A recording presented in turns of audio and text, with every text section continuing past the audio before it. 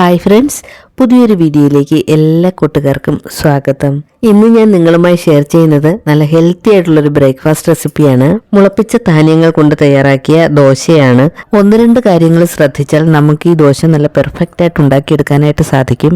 അപ്പോൾ നമുക്ക് റെസിപ്പിയിലേക്ക് പോകാം. ഇതിനായിട്ട് ഞാനിവിടെ അരക്കപ്പ് അളവിൽ കറുത്ത കടലയെടുത്ത് ഒരു പാത്രത്തിലേക്ക് ഇടുകയാണ്. അതിൻ്റെ കൂടെ ചെറുപയർ അതും കൂടെ അരക്കപ്പളവിൽ ചേർത്ത് കൊടുക്കുകയാണ്. കൂടെ തന്നെ അരക്കപ്പളവിൽ മുതിരയും ഞാനിതിലേക്ക് ചേർത്ത് കൊടുക്കുകയാണ്. അതിനുശേഷം നന്നായിട്ടൊന്ന് കഴുകി അരിച്ചെടുക്കണം. 2-3 പ്രാവശ്യം വെള്ളം ഒഴിച്ച് കഴുകി ഇത് കല്ലും മണ്ണും ഒക്കെ ഒന്ന് മാറി കിട്ടുന്നതിന് വേണ്ടിയിട്ട് നന്നായിട്ടൊന്ന് അരിച്ചെടുക്കണം. അതിനുശേഷം വെള്ളം ഒഴിച്ച് കുതിർന്നു വരാനായിട്ട് 12 മണിക്കൂർ സമയം നമുക്കിത് മാറ്റി വയ്ക്കാം. കറുത്ത കടലയിൽ കാർബോഹൈഡ്രേറ്റ്, പ്രോട്ടീൻ, ഫൈബർ ഒക്കെ ധാരാളമായിട്ട് അടങ്ങിയിട്ടുണ്ട്. കൂടാതെ മഗ്നീഷ്യം, പൊട്ടാസ്യം തുടങ്ങിയ ധാതുക്കളുടെ മികച്ച ഉറവിടമാണ് ഈ കടല.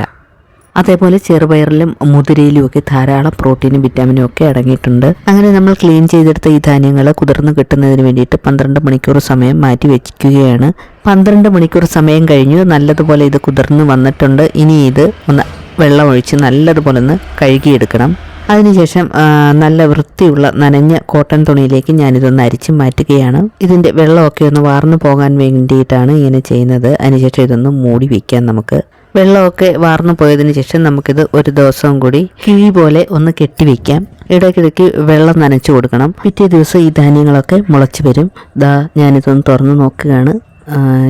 എല്ലാം മുളച്ച് കിട്ടിയിട്ടുണ്ട്. ചെറുപയറും മുതിരയൊക്കെ നന്നായിട്ട് മുളച്ച് വന്നിട്ടുണ്ട്. കടല കുറച്ചും കൂടി ഒന്ന് മുളച്ച് കിട്ടാനുണ്ട്. അതിന് വേണ്ടിയിട്ട് ഞാനിതൊന്ന് മൂടി വയ്ക്കുകയാണ്. കുറച്ചും കൂടി വെള്ളമൊക്കെ ഒന്ന് തളിച്ച് കൊടുത്തിട്ട് ഇത് മൂടി വയ്ക്കാം. അപ്പോൾ 3-ാം ദിവസം ആകുമ്പോഴേക്കും നല്ലതുപോലെ മുളച്ച് കിട്ടുന്നതാണ്. ഞാൻ ഒന്ന് തുറന്ന് കാണിച്ചു തരാം. ഇതുപോലെ മുളച്ച് വന്നിട്ടുണ്ടെല്ലാം. അപ്പോൾ ഇത് ഒരുപാട് ക്വാണ്ടിറ്റി ഉണ്ട്. അപ്പോൾ നമുക്ക് ആവശ്യത്തിനുള്ളത് മാത്രം എടുത്തിട്ട് ബാക്കി ഫ്രിഡ്ജിൽ സൂക്ഷിക്കാവുന്നതാണ്. ഇനി ഇത് നന്നായിട്ട് വാഷ് ചെയ്ത് വെള്ളം വാലാനായിട്ട് മാറ്റി വയ്ക്കാം. മുളപ്പിച്ചെടുത്ത ഈ ചെറുപയറിലാണെങ്കിൽ ധാരാളം അയൺ കണ്ടന്റ് അടങ്ങിയിട്ടുണ്ട്. ക്ഷീണം, വിളർച്ചയ്ക്കൊക്കെ വളരെ നല്ലതാണ് ഈ മുളപ്പിച്ച ചെറുപയർ. അതേപോലെ മുളപ്പിച്ചെടുത്ത മുതിര കഴിക്കുന്നത് ശരീരത്തിന് വളരെയധികം ഗുണം ചെയ്യുന്നതാണ്. ശരീരഭാരം കുറയ്ക്കാൻ ആഗ്രഹിക്കുന്നവർക്ക് മുതിര കഴിക്കുന്നത് വളരെയധികം നല്ലതാണ്. അപ്പോൾ ഞാനിതിൽ നിന്ന് 2 കപ്പ് അളവിൽ മുളപ്പിച്ചെടുത്ത ഈ മുതിര, കടല, ചെറുപയർ 2 കപ്പ് അളവിൽ ഒരു മിക്സിയുടെ ജാറിലേക്ക് ചേർത്ത് കൊടുക്കുകയാണ്. ഇതിലേക്ക് 1/4 ടീസ്പൂൺ അളവിൽ മഞ്ഞൾപ്പൊടി ചേർത്ത് കൊടുക്കാം. 1/2 ടീസ്പൂൺ അളവിൽ ജീരകം കൂടി ചേർത്ത് കൊടുക്കാം. ഒരു ചെറിയ കഷ്ണം ഇഞ്ചിയും കൂടി ചേർത്ത് കൊടുക്കുകയാണ്. ചെറിയ ഉള്ളി 6 എണ്ണം, കുറച്ച് കറിവേപ്പില, അതിൻ്റെ കൂടെ തന്നെ മല്ലിയിലയും കൂടി ചേർത്ത് കൊടുക്കുകയാണ്. മല്ലിയില 1/4 കപ്പ് അളവിലാണ് മല്ലിയില ചേർത്ത് കൊടുക്കുന്നത്. 1/4 ടീസ്പൂൺ അളവിൽ കുരുമുളക് പൊടി ചേർത്ത് കൊടുക്കുകയാണ്. എരിവിനനുസരിച്ചുള്ള പച്ചമുളക്, ഞാൻ ഒരു പച്ചമുളകിൻ്റെ പകുതിയാണ് ചേർത്ത് കൊടുക്കുന്നത്. പിന്നീട് റാഗിപ്പൊടി, നമ്മളെ കൂരവ് പൊടിയാണ് ചേർത്ത് കൊടുക്കുന്നത്. 2 ടേബിൾ സ്പൂൺ അളവിലാണ് റാഗിപ്പൊടി ചേർത്ത് കൊടുക്കുന്നത്. റാഗിയിൽ ധാരാളം വിറ്റാമിൻ അടങ്ങിയിട്ടുണ്ട്. വിറ്റാമിൻ B6, ഫോളിക് ആസിഡ്, ഫൈബറുകളും നാരുകളും, കാൽസ്യം, പൊട്ടാസ്യം അങ്ങനെ തുടങ്ങി ഒരുപാട് ഗുണങ്ങളാണ് റാഗിയിലുള്ളത്. ഇനി ഇതിലേക്കൊരു മുട്ടയും കൂടി ചേർത്ത് കൊടുക്കുകയാണ്. ഈ മുട്ട മറക്കാതെ അങ്ങ് ചേർത്ത് കൊടുത്തേക്കണം. ഈ മുട്ട ചേർത്ത് കൊടുക്കുന്നത് കൊണ്ട് നമ്മൾ ദോശ ഉണ്ടാക്കുമ്പോൾ അടിയിൽ പിടിക്കാതെ നന്നായിട്ട് ഇളകി വരാൻ സഹായിക്കും. ഇതിലേക്ക് വെള്ളം വളരെ കുറച്ച് അളവിലാണ് ചേർത്ത് കൊടുക്കേണ്ടത്. ഞാനിവിടെ ഒരു 1/4 കപ്പ് അളവിലാണ് വെള്ളം ചേർത്ത് കൊടുത്തിട്ടുള്ളത്. വെള്ളം കൂടുതൽ ചേർത്താൽ ദോശ ഉണ്ടാക്കുമ്പോൾ നമുക്ക് പെർഫെക്റ്റായിട്ട് കിട്ടുകയില്ല. വെള്ളം കൂടുതൽ ചേർത്ത് അരച്ചാൽ ദോശ ഉണ്ടാക്കുമ്പോൾ അടിയിൽ പിടിക്കാൻ സാധ്യതയുണ്ട്. ആവശ്യത്തിനുള്ള ഉപ്പും കൂടി ചേർത്ത് നമുക്കിത് നല്ലതുപോലെ ഒന്ന് അരച്ചെടുക്കാം. നമ്മൾ ഈ മുളപ്പിച്ചെടുത്ത ധാന്യങ്ങളിൽ ധാരാളം വാട്ടർ കണ്ടന്റ് അടങ്ങിയിട്ടുണ്ട്.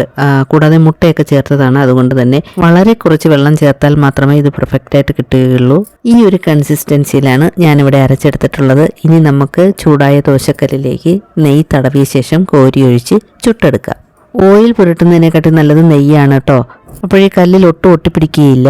ഞാനിവിടെ ഒരു പാനിലേക്ക് ഓരോ സ്പൂൺ കോരി ഒഴിച്ച് പതുക്കെ ഇങ്ങനെ പരത്തി കൊടുക്കുകയാണ്. ഒരുപാടങ്ങ് കനം കുറഞ്ഞു പോകണ്ട. ഒരു മീഡിയം പരുവത്തിൽ നമുക്കിതൊന്ന് പരത്തി കൊടുക്കാം. അതിനുശേഷം അടച്ചു വെച്ച് മീഡിയം ഫ്ലെയിമിലിട്ട് ഇതൊന്ന് വേവിച്ചെടുക്കണം. ഇതിൻ്റെ ഉൾവശമൊക്കെ ഒന്ന് വെന്ത് കിട്ടണം. അതിന് വേണ്ടിയിട്ടാണ് അടച്ചു വെച്ചത്. നല്ലതുപോലെ മൊരിഞ്ഞ് വരുമ്പോൾ മാത്രം തിരിച്ചിട്ട് കൊടുക്കണം. വളരെ സൂക്ഷിച്ച് തിരിച്ചിട്ട് കൊടുക്കാൻ ശ്രദ്ധിക്കണം. തിരിച്ചിട്ട ശേഷം മുകളിൽ ഒന്നും കൂടി നെയ്യൊന്ന് തൂത്ത് കൊടുക്കുകയാണ്. 2 വശവും ഒരുപോലെ മൊരിഞ്ഞ് കിട്ടണം. സാധാരണ ദോശ ഉണ്ടാക്കുന്നതിൽ നിന്നും ഒരല്പം വേവ് കൂടുതൽ, 1 മിനിറ്റും കൂടെ എക്സ്ട്രാ വേവിക്കണം. കാരണം നമ്മൾ കടലയൊക്കെ ചേർത്തതാണല്ലോ. അപ്പോഴും നമ്മുടെ ഹെൽത്തി ആയിട്ടുള്ള മുളപ്പിച്ച ധാന്യങ്ങൾ കൊണ്ട് തയ്യാറാക്കിയ ദോശ ഇവിടെ റെഡി ആയിട്ടുണ്ട്. എല്ലാവരും ഉണ്ടാക്കി നോക്കണം.